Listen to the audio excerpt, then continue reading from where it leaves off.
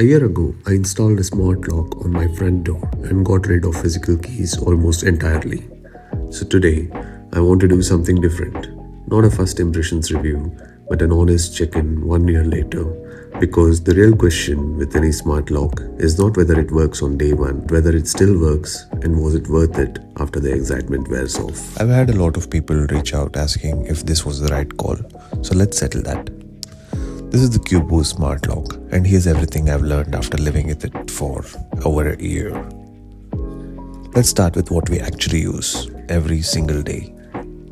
Fingerprint is, hands down, the most used feature in this house. We've stored multiple fingerprints for everyone at home, including a second finger each, because half the time you're walking in with your hands full and you need a backup option ready to go. The other feature we rely on constantly is the entry code. We've shared it with a small group of friends and family who come home often or who might get there before us, so they're never stuck waiting outside. Now here's where it gets interesting, because not every feature held up the way we expected. Take the one-time password. On paper, it sounds great. In a year, we've used it 0 times. Here's why. To generate an OTP, you need to be physically near the lock with the app open, syncing it in real time. So if you're at work and someone needs to get into the house, there's no way to send them an OTP you haven't already created. And even if you do generate one in advance, it's only valid for 24 hours, which means you have to generate it daily just in case. So in practice, we just share the code and change it later. Much simpler.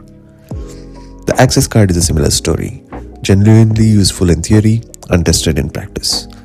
We've thought about giving one to our house help for days we are not around, since punching in a code can be fiddly for someone unfamiliar with the keypad.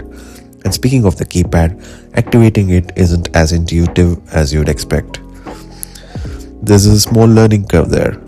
As for the physical key, we've barely touched it. It mostly lives as a backup, and we've actually left a spare with a friend nearby just in case. Now, let's talk about what's happening on the other side of the door, because this is the part most reviews skip. If you just pull the door shut, only one bolt engages. To activate the full set, you need to lift the lever after closing, and that works from both inside and outside, which adds real security. There's also a separate deadbolt on the inside, completely mechanical with 0 smart features. It can only be locked or unlocked from inside the house, and that's what we use every night before bed. Here's a number that surprised me. This lock runs on 8 Duracell batteries, and from what I understand, 4 power the lock and 4 sit as backup. If you know otherwise, drop it in the comments. I'd love to be corrected. When the technician installed it, he told us to expect a battery change every 4 to 5 months. We're at close to 15 months now. It's still going. So, after a year, was it worth it? This has genuinely been the single biggest upgrade to how our home functions day to day. Is it a new category in the Indian market with some lingering security debate? Yes. Does it cost more than a standard mechanical lock? Also yes. But weigh that against what it replaces. No spare keys to cut, no patting your pockets before you leave, no second guessing whether you had locked up on your way out. If that trade-off makes sense for you, especially if you're in an apartment where the base level building security already has your back, a smart lock is worth considering.